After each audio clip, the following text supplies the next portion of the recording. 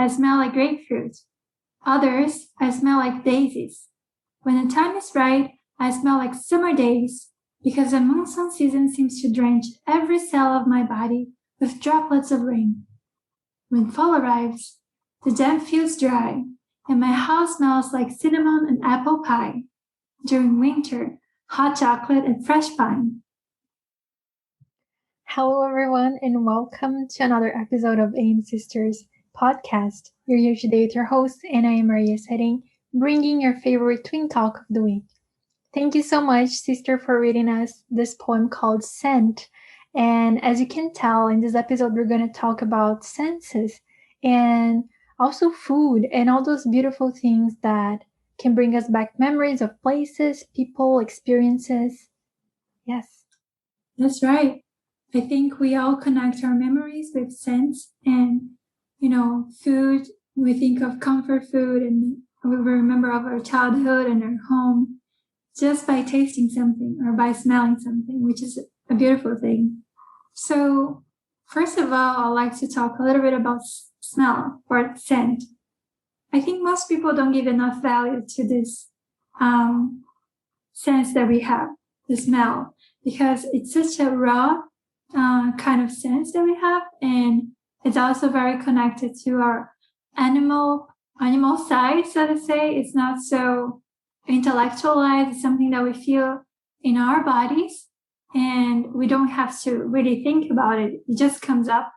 When we smell something we really enjoy, our body reacts in a certain way, and we just know that it is something good for us. And I also think that smell is usually associated with women, right? Because if you think about perfumes and all the good smells and all this, usually you associate this with women instead of men. And also because since some people, they believe that smell are not so rational, some people also consider women more connected to the body than to the mind, which is something that I don't really agree, because I'm not really fond of those binaries of mind and body. Everything is interconnected, and women and men have both of them. But yeah, usually women are associated with the body and the body senses, which are not so intellectualized. And you can even think about, for example, aromatherapy. It's something that is also connected to women. And I think more women search for those kind of alternative treatments. But I was also thinking how smell is like very instinctual, and I at least connect people with smell quite a lot, but I don't think people talk about it because they feel weird, I think, when they say, oh, you have a certain smell, but it's not good, not bad. It's just like people smell differently. So even when you wear someone else's clothes, you can tell like, oh, this belongs to that person, not to me, because it smells different. But that's why I think smells can make us feel homesick sometimes, especially for those of us who are living far away from home. I remember when people came visit me, I always took some of their clothes and stayed with them because I'm like, it's a piece of you. Can I keep it? And it's just wonderful. And it also smells of food. So in your opinion, do you have a specific smell that reminds you of certain place or people? And can you tell us about it? One smell, I think many people have the same thing as I'm going to say, but like coffee smell. The scent of coffee is something that really reminds me home, and also reminds me of a comfortable place. It's always like a good smell. I can follow, like the scent. Oh, it smells like coffee. So yes, coffee is one. What else? I really like to take the scent of mint as well, like very fresh. I think it's really nice. And I don't really have a specific connection to it, but recently I've been drinking a lot of mint tea. So maybe that's why I kind of created a connection with it by myself. Yeah. In my case, cornmeal cake and black coffee reminds me home. Because in Brazil, people always eat fubá. It's like cornmeal cake, and it's really delicious. And well, I cannot find it here, so that reminds me of home. And also, yeah, we were even talking about like when we travel, the smell of certain things remind us so much of places, like maple syrup, especially the maple syrup cookies is like Vancouver in my mind. And like seaweed for me is Japan. And also this kind of salty and sweet smell of like shoyu with sugar that we put in dango is like very Japanese to me as well. Dango is the rice cake. Yeah. Mm-hmm. I agree. I also think that I really like the smell of grass when it's just like stopped raining. Yeah. It's also a smell that, I don't know, feels like my chest is opening up, and it reminds me a little bit of my childhood, this smell, because we don't have a lot of grass here where I live right now. So it's also a good one. I have a vivid memory actually of a smell. I remember when I first came to Korea, I just arrived and the airport, like the gates opened, and I could smell the sea like very strongly because the airport is in Incheon and it's close to the sea. Not that much, but I don't know why, but it felt like I was super close to the beach and I could smell like the salty water. And it was summertime, so it was very, you know, like warm, and I just felt like I was in a beach and I was like, wow, this place smells salty. Yeah. I think I had the sensation when we went to Portugal. It was the same. When we arrived, it was like, oh my goodness, smells like the sea. Yeah. It did. Lisbon, and it did smell like the sea. When you were talking about smells, that reminds me of places. Of course, Japan is like seaweed and rice and the sour plum, ume, and shoyu and miso and all those tastes. And like during spring is the sakura latte and, you know, the sweet beans as well. Red bean paste. Yeah, there are many tastes and smells that reminds me of Japan for sure. And for me, Korea is like gochujang. For me, Korea is like spicy food, and but it's like a pepper, which is a little bit sweet at the same time, and a lot of cheese. They put a cheese in everything. I don't know why. Yeah. And it's always the same cheap kind of cheese. There's no differentiation, you know. There's only one, no, two types. The white, like yellowish, and the cheddar type, and it tastes like industrialized food. But and I remember French smells like butter in a good way. It smells like croissant, and it smells like the very, very good things you can find in bakeries. And for me, like smell of bread, it smells like home too. It's very comfort food. I love it. Cakes and bread and all this stuff. Baked goods, I think. We were raised with baked goods. Yeah, I mean, our mom used to bake a cake every weekend, no fail. And we would have cake every day of the week if you wanted. Yeah. And it's amazing. And I think food is something that brings people together all the time. And if you think about, especially during celebrations, food is such a huge thing. And yeah, I mean, food is a central piece of a celebration. There is no celebration without food, especially in Brazil. Yeah, but you remember what we used to say when we were young? Yeah. We were like, oh, it's so boring. I don't want to grow up because like those adults, they just eat and talk. That's all they do for fun. And I'm like, oh my gosh, I became an old person because that's what I like to do as well nowadays. Yeah, and it's so fun because sometimes our friends, they ask us, do you want to play a game? I'm like, nah, I don't like playing games. Let's talk. Let's talk We're and the eat. same. Yes. My friends love board games, and I'm like, not for me. That's boring. No, Let's that's talk. boring. Yeah. Do you So, have a favorite celebration? Like special, like food from a specific celebration or holiday? that's hard, like specific food, because I mean, we have to reinvent some foods because we don't eat meat. So, I don't know. Maybe one thing that I miss because I didn't find it over here. It's how is it called? During Christmas, like the bread we eat, panettone. Panettone? Is it called panettone in English? I believe so. It's like the Italian version of a very tall bread with candied fruits. Yeah, I like this one, or with chocolate, or with fruits. So maybe this one. And also, what else? Easter is almost coming, so I think chocolate eggs is also something that I used to like when I was a kid. And when I grew older, I was like, oh, I don't need a chocolate egg. But I think if I had one now, like a small one, I would be happy. Yeah, I'll be happy too.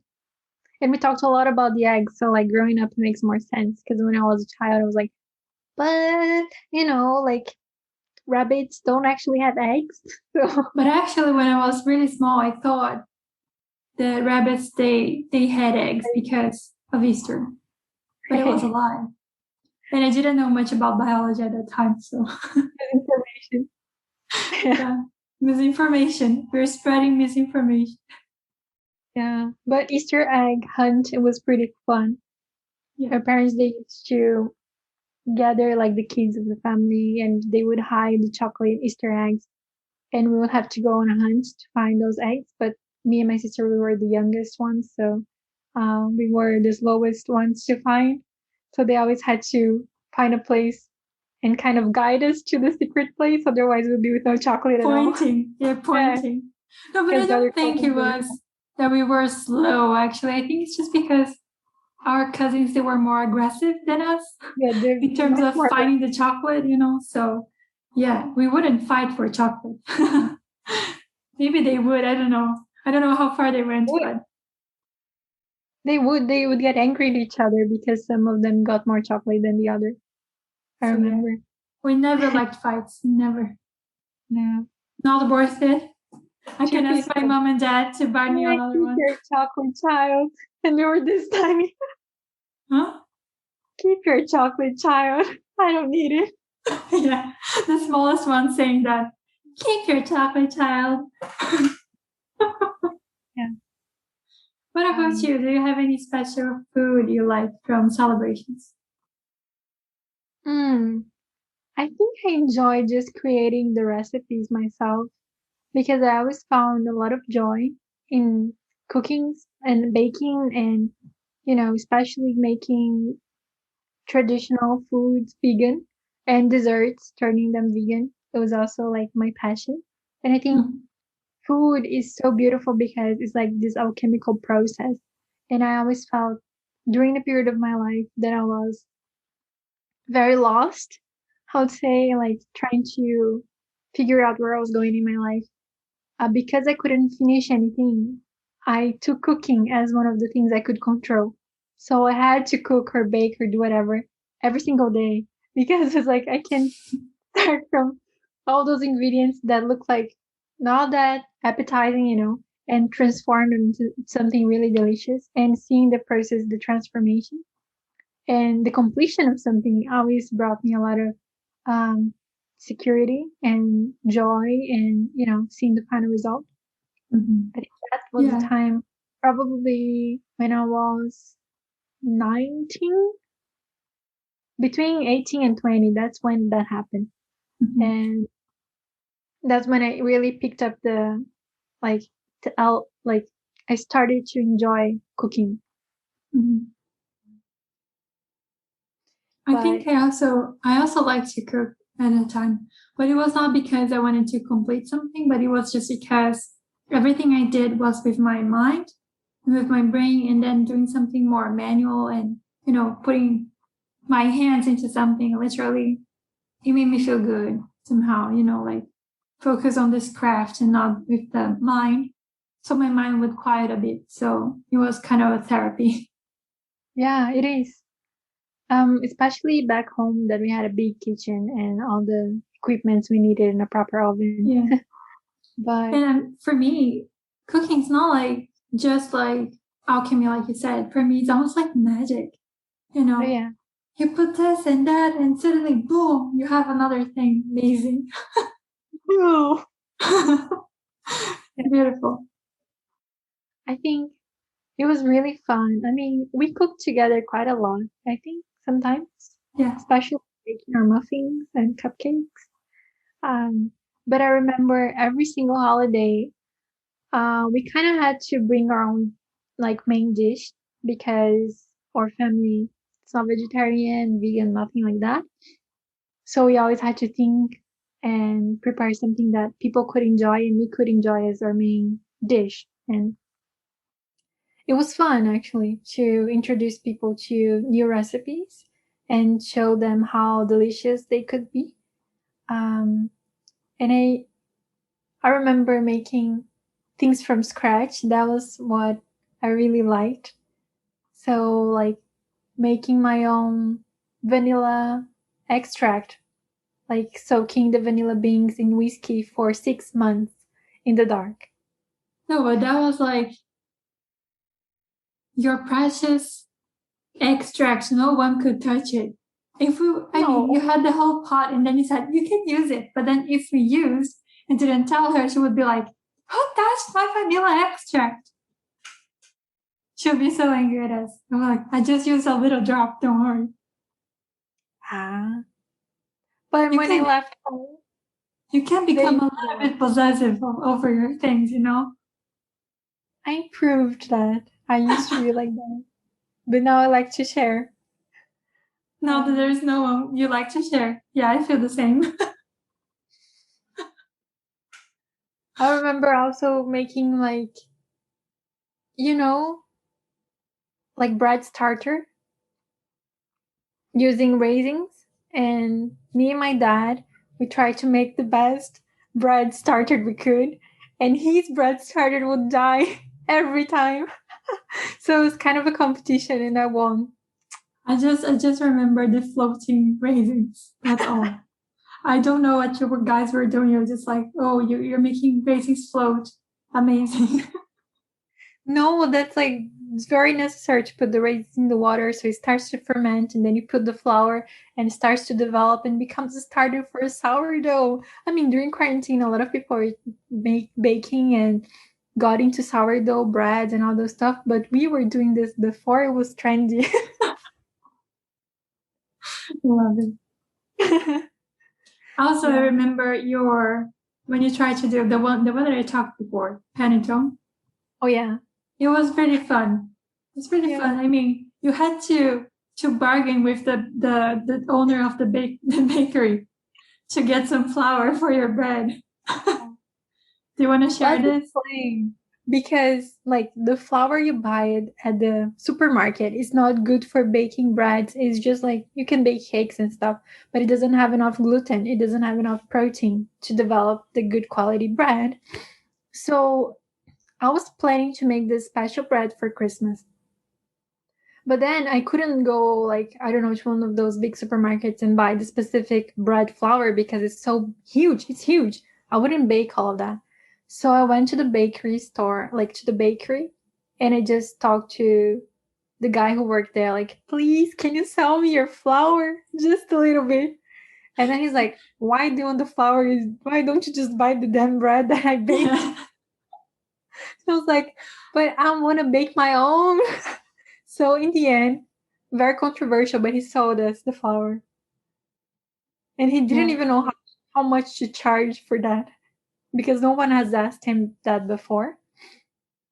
And it was like an entire day of bread making. And was it cheap?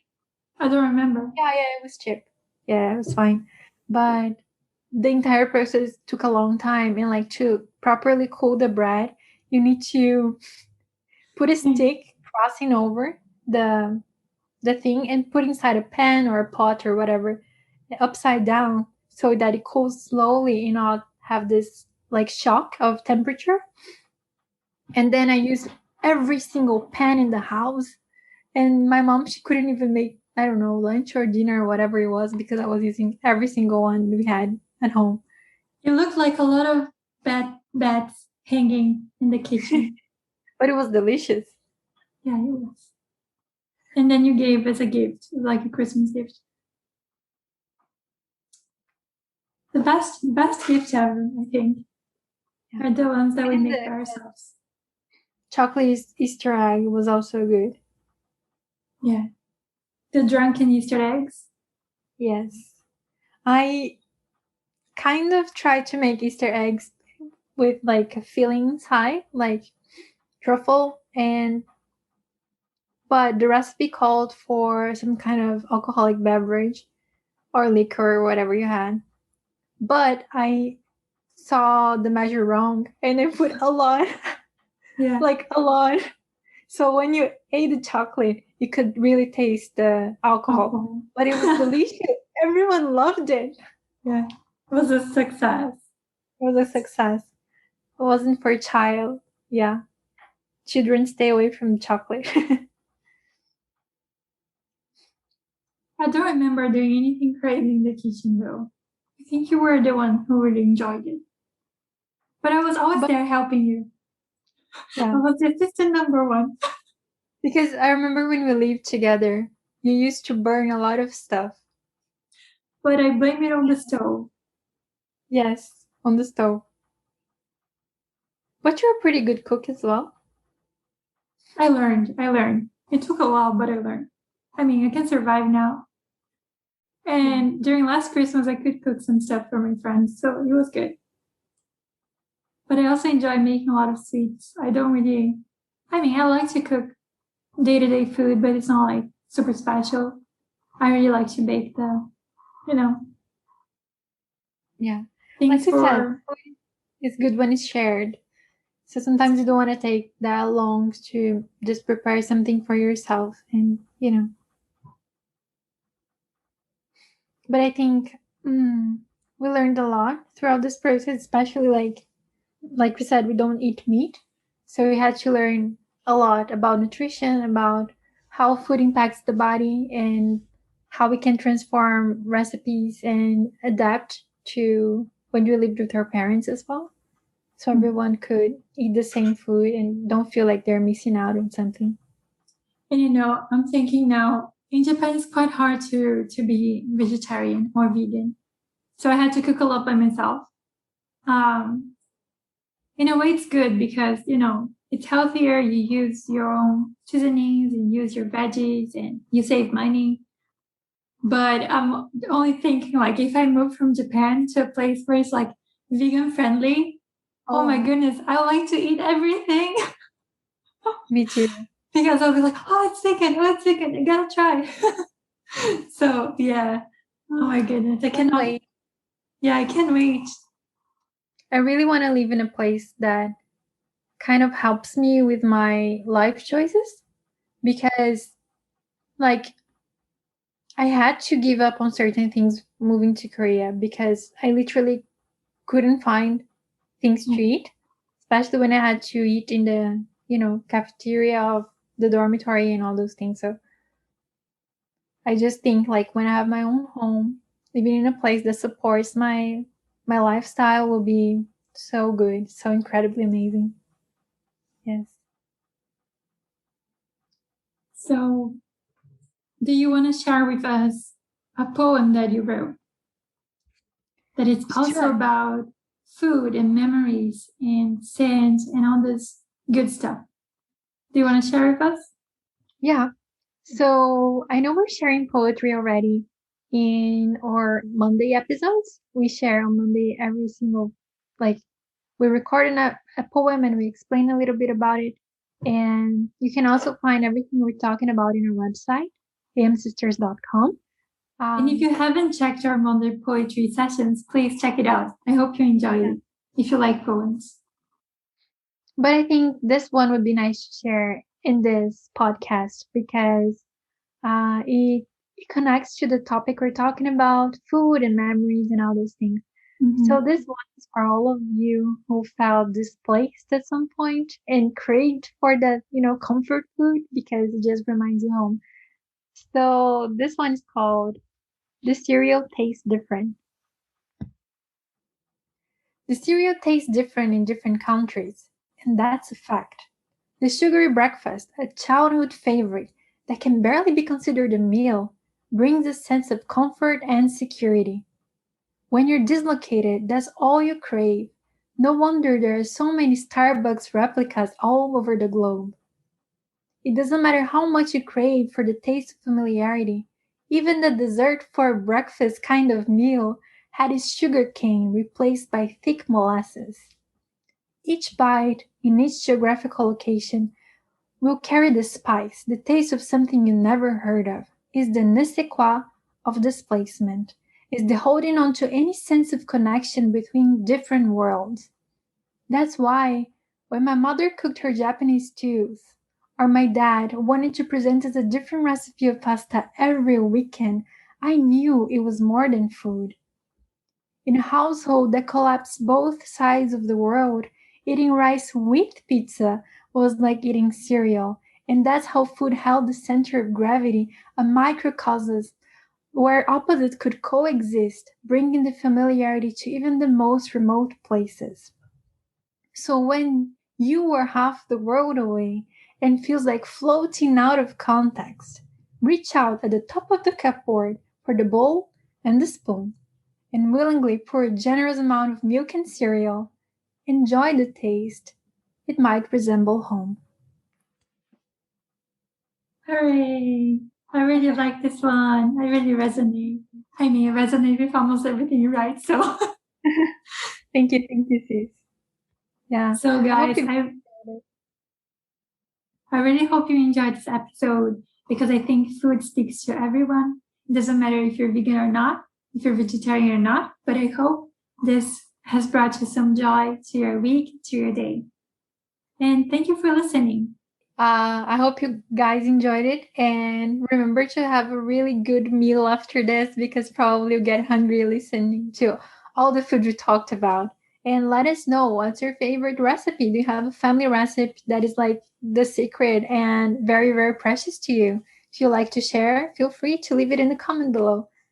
And you can check also our blog, like we said, amsisters.com. You can find many other things. Thank you very much. Don't forget to leave us a like. If you enjoyed this video, subscribe and share this with your friends. And if you're listening to us on the podcast, we would be very thankful if you leave us a review. Thank you so much and hope to see you in the next episode. Goodbye. See you next week. Thank you. Bye-bye.